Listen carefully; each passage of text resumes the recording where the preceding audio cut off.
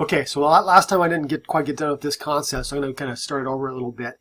If we have a rock like this, and that rock is just here, you can only interact with the outside surface of it. But if I broke it up into small little tiny pieces, now it has a lot more surface area where it can actually erode, but weather a lot faster because you have more interaction with the rock itself.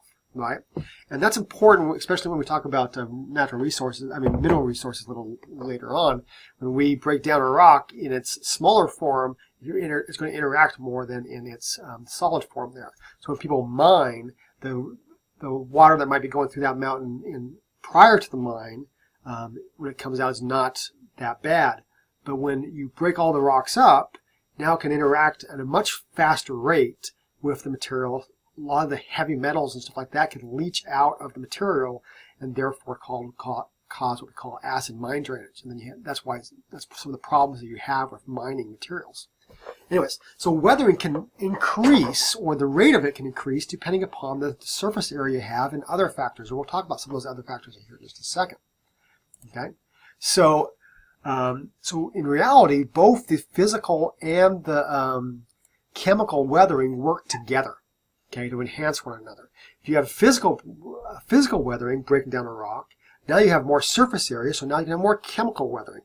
Okay, and so it's kind of the same way with chemical weathering. If you have chemical weathering, and slowly it will weaken that rock apart, so now it can break apart easier through physical processes, right? So they kind of work hand in hand with one another to slowly break down rocks over time. Now, different minerals will actually weather in different rates. So some minerals are very strong. Remember, they have those strong bonds. If they have those strong bonds, then they're not going to break down. They're not as they're more stable in the atmosphere and in the water, and don't react with the water maybe. And so therefore, those minerals will actually stay strong, whereas other minerals will break down faster because they are less stable. They'll react with the water or the acids or whatever. So here's some examples of what we call differential weathering, where one part of the landform will actually weather faster than another. So this is a local example. This is Pilot Mountain. If you don't know where Pilot Mountain is, it's northwest a little bit from Greensboro. A beautiful place. You can actually drive right up to the top to about right there and then hike around. Actually, it's right here. Sorry. You can then hike around this little knob here, which we call the Pilot Mountain Knob. And it's a beautiful area. Now, this top layer up here is what we call a quartzite. So it's a quartz sand, and it's harder than the other rocks below it. And because of it, it takes longer time for the rocks beneath it to erode away. Okay, so it's the same thing you can see in the Grand Canyon. There's a cliff, slope, cliff, slope, cliff, slope. So these like little stair steps here. And these areas where you have the slope, those rocks are eroding faster. Where you have or weathering faster, where you have the steep cliffs, they're more resistant to the weathering, and therefore they erode slower or weather slower, right? So you have this cliff and slope kind of part to it. This is one of my favorite localities. I have friends that live down here and been here multiple times. This is in St. George, Utah. There used to be lava flows that went down this canyon, and those lava flows are harder than the rocks beneath it. So what happened slowly over time, the rocks beneath started eroding away, leaving behind this big lava flow at the top of these hills now, because this stuff's softer than this stuff. And this is where their local airport is up on top of this mesa, because it's nice and flat from where that old lava flow used to go. So these are just some examples of differential weathering over time, because some minerals are harder than others. So this is just, in class, I often do these questions, what we call clicker questions, where people will interact with me and we'll try to kind of talk about these different ideas, but we're going to just keep these in our lecture slides so that you can still benefit from them. I know I'm not going to get the interaction from you, but at least that we can help you to understand this a little bit better. Okay? So, which the following here would be considered sediment?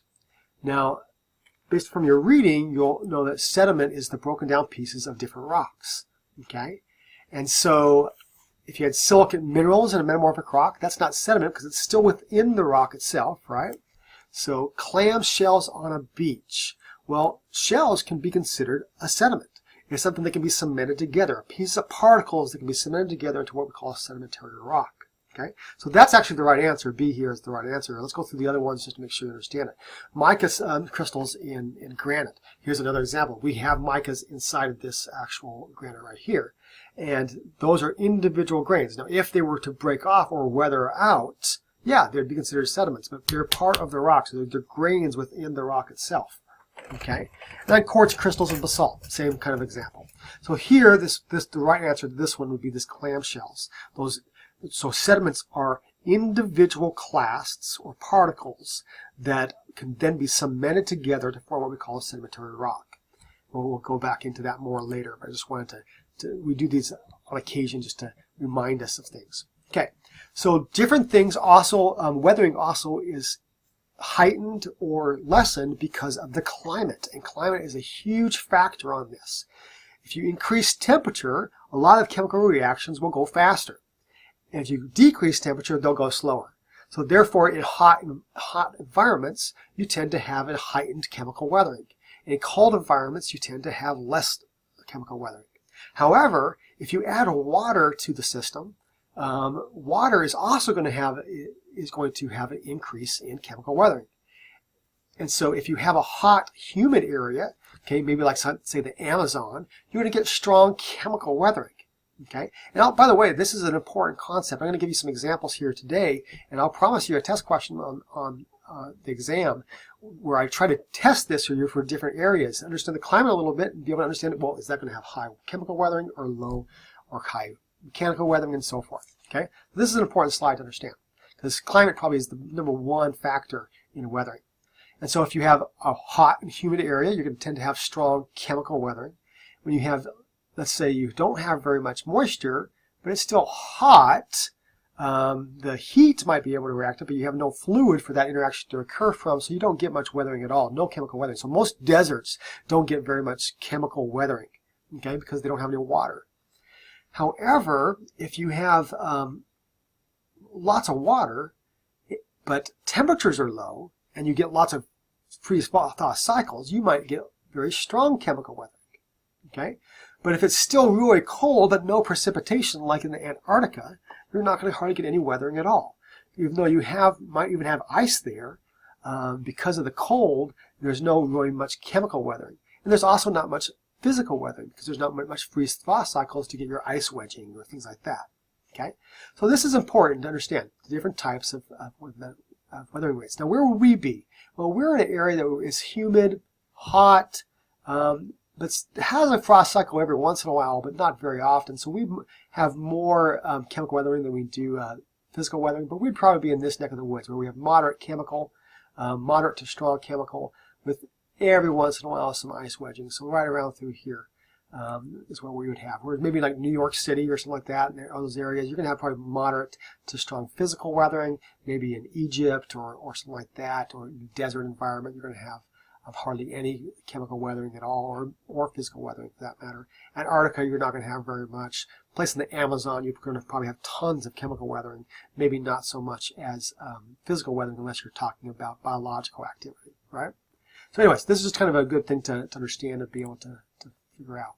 Well, what is the products of weathering? Well, the products of weathering really is our sediment, okay? And there's different types of what we call sediment. We call lithic sediments or fragments, okay? So it's those rock particles. Let's say we have my granite here and break it up into smaller pieces. That are what we call lithic fragments or rock fragments you can go into. So for example, where's my rock that I just had?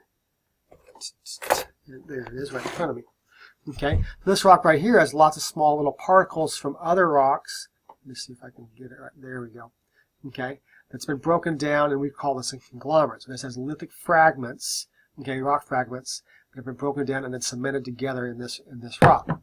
Then we can have what we call dissolved ions, right? So calcium, potassium, sodium, and so forth. So that could also be formed in biochemical rocks, where organisms will take that material, the ions, out of it and put it into their bodies, right? So this is an example of chalk from the chalk cliffs in Dover. I went there about a year and a half ago and picked this sample up. And chalk really is basically all it is. I tell this to my kids. They think I'm kind of funny and stuff. But basically, chalk is the old skeletal remains of small little like plankton and what we call diatoms and things like that. So I tell my kids all the time that if they're riding on the sidewalk with their sidewalk chalk, that they're just smearing dead animals all over the sidewalk, right? And the same thing if you do it on a chalkboard. So it's kind of gruesome, but my kids laugh at it.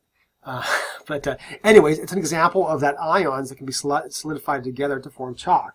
Right? So rust minerals like hematite and goethite can break down. So that's a chemical reaction to break down from maybe a different type of mineral to a different one that's been oxidized. Okay, like this one right here. This is an oxidized goethite. And so maybe clay minerals, and so this can be often done by hydrolysis, will break down into different clays, like bentonite, monazite, kaolinite, other things like that. Then you have what we call the residual minerals, the stuff that's left over that does not like to react, does not like to weather, does not like to weather chemically or mechanically, because maybe they have those really hard bonds, where quartz is probably the best ones of these. These ones will, orthoclase, muscovite, stuff like that, will still break down, but quartz doesn't like to break down very much. And that's why most of our sands, like at the beaches or sand dunes and stuff like that, are mostly made out of quartz because how resistant it is to weathering. Okay, so those weathering products are really what makes up sediments. So here's a bowl of sand, really, and this is this kind of special type of sand, but it works. And these are all individual grains, right? Let me see if I can get it here of different sand and stuff like that. And, that you'll see there. That's a type of sediment.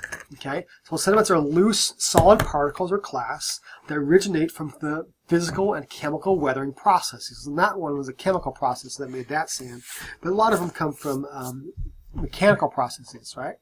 So if they break down into smaller particles, we call those clasts or clastic sediments. Okay, so little smaller particles. Or if they partially dissolves or chemically changes, we'd call them chemical sediments. Now, there's actually chemical sediments can be broken down into two other types. Inorganic chemical sediments, like dissolving materials, or biochemical sediments, like my chalk that I had, where the organisms themselves are extracting the ions out of the water, right? So those are both examples of chemical sediments and then clastic sediments. Okay? And that's one of the ways we actually classify these rocks. Now, these rocks, as they're physically weathered and chemically weathered, they can be sometimes they'll be transported away or eroded away, but the stuff that remains there often might become part of your soils. So the weathered surface develops what we call a stratified structure, where we have what we call an A horizon, where you have lots of organic material. That's usually your topsoil. And then your B horizon, where all the water is flowing down and taking the nutrients down with it. So it's kind of a zone where the nutrients and the minerals are actually transported through. And then there's C horizon, which is an area where that material gets reprecipitated. So there's sometimes we have what we call a hard pan, or these white kind of calcite deposits in the soil, and that might be from there. So basically your soil is basically broken down rocks, right? It's broken down rocks, often mixed in with organic material and things like that. And that's about all we're going to talk about soils. We're not going to be going into details about soils, but they're very important in our geological record, because that's where we get our food. Now, I wish we could talk more about them. To me, they're fascinating, and the book talks about them a lot more, but in class, we just don't have the time for it, and so we're going to kind of move on from there. Now, those sedimentary rocks, or those clastic materials, can be broken down into lots of different sizes. Okay, where clay might be the smallest size, so small it's about 1 to 256th of a millimeter. That's tiny, which a lot of times you can't even see the individual grains of clay. Silt might be a little bit bigger, sand even bigger than that, and then granules, like in that gravel that I showed you here, pebbles, cobbles, and then boulders, right? Really big rocks. And so clastic rocks are based off of size, and the different sizes that they are will make up the rock that they have. For example, if you have boulders, cobbles, pebbles, and granules together and cement that together, it might form what we call a conglomerate, like this guy here. Okay, or it could form what we call a breccia, which you can see here. Now this one has, notice there's a difference between this one. This has jagged particles, whereas this one has rounded particles, and therefore we call them two different things. One's a conglomerate, okay, the other one's a breccia. Now we'll